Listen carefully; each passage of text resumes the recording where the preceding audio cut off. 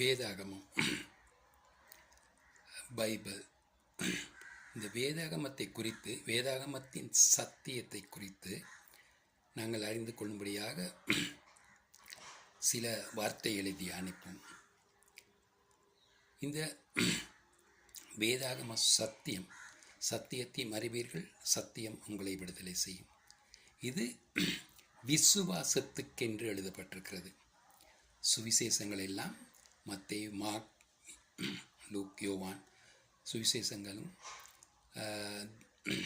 அப்போஸ்தலர்கள் எழுதிய நிருபங்களும் விசுவாசத்துக்கென்று எழுதப்பட்டிருக்கிறது. கிரியைக்கென்று எழுதப்படவில்லை, விசுவாசத்துக்கென்று எழுதப்படவில்லை. கிரியை வேறு, விசுவாசம் வேறு.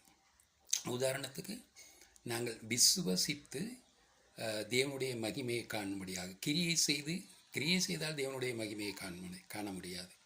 விசுவசித்தால் தேவனுடைய மகிமையை காண முடியும். விசுவாசத்துக்கென்றே இவைகள் சுவிசேஷத்தில் உள்ளவைகள்லாம் விசுவாசத்துக்கென்றே எழுதப்பட்டிருக்கு. விசுவாசத்தினால் நீதிவான் பிழைப்பான் என்று எழுதியிருக்கிறபடி விசுவாசத்தினால் உண்டாகும் தேவநீதி விசுவாசத்துக்கென்றே எழுதப்பட்டிருக்கிறது. விசுவாசத்தினால் நீதிமான் பிழைப்பான் என்று எழுதியிருக்கிறபடி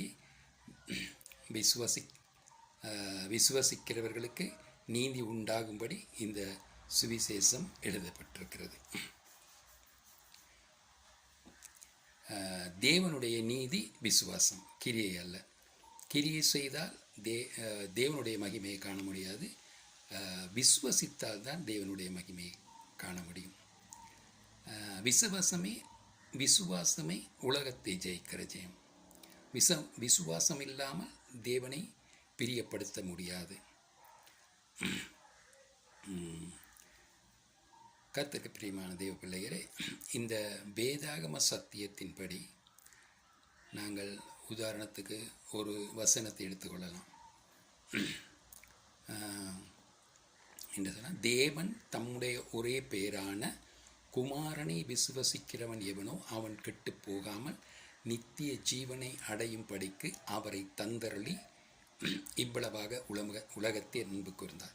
அப்போ விசுவாசிக்கிறதற்காகத்தான் இயேசு கிறிஸ்துவை கொடுத்திருக்கிறார்.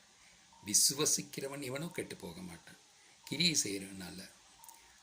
இயேசு கிறிஸ்து தேவனுடைய குமாரன் என்றும் அவரை தேவன் மரித்தோரில் இருந்து எழுப்பினார் என்றும் விசுவசிக்கிறவர்கள் தேவனுடைய பிள்ளைகள் அல்லது ரட்சிக்கப்படுவார்கள். எனவே நாங்கள் விசுவாசத்துக்கென்று எழுதப்பட்டிருக்கிற சத்தியங்களை விசுவசிக்க வேண்டும். இந்த சத்தியத்தின்படி தேவன் தம்முடைய ஒரே பேரான குமாரனை விசுவசிக்கிறவன் எவனோ அவன் கெட்டு போகாமல் நித்திய ஜீவனை அடையும் படிக்கு அவரை தந்தருளி இவ்வளவாக உலகத்தில் அன்பு கூர்ந்தார். அவரை தந்தருளினார் என்றது அவரை ஏற்றுக்கொண்டிருக்கிறவர்களுக்கு தெரியும். ஏற்றுக்கொண்டிருக்கிறவர்களுக்கு அது அந்த வசனத்தை இப்படி நாங்கள் பேசலாம். நாங்கள் கெட்டு போக மாட்டோம், எங்களுக்கு ஆக்கினை தீர்ப்பில்லை, எங்களுக்கு நித்திய ஜீவன் இருக்கிறது. காரணம், தேவனுடைய ஒரே பேரான மகன் மீது, குமாரன் மீது நாங்கள் விசுவாசமாக இருக்கிறோம். தேவனுடைய ஒரே பேரான குமாரனை விசுவசிக்கிறவன் எவனும் கெட்டு போக மாட்டான். விசுவாசிக்கிறதுனோ ஆக்கினைக்குள்ளாக தீர்க்கப்படுவன். எனவே இந்த வார்த்தைகளை நாங்கள் அறிகிற பொழுது அந்த சத்தியம் உங்களை விடுதலையாக்கும். எனவே கர்த்தருக்கு பிரியமான தேவ பிள்ளைகளை, இந்த காரியங்களை நாங்கள் தியானித்து நித்திய ஜீவனை அடையும்படிக்கு இவைகள் எழுதப்பட்டிருக்கிறது. விசுவாசத்துக்கென்று எழுதப்பட்டிருக்கிறது, கிரியைக்கென்று அல்ல. கிரியை செய்கிறவனுக்கு பலன் கூலியை வாங்கிக்கொண்டு அவன் கிரியை செய்துட்டு போயிடுவான். ஆனால் விசுவசிக்கிறவனால் எல்லாம் கூடும். விசுவாசமே உலகத்தை ஜெயிக்கிறான். விசுவசித்தால் தேவனுடைய மகிமை காண்பான்.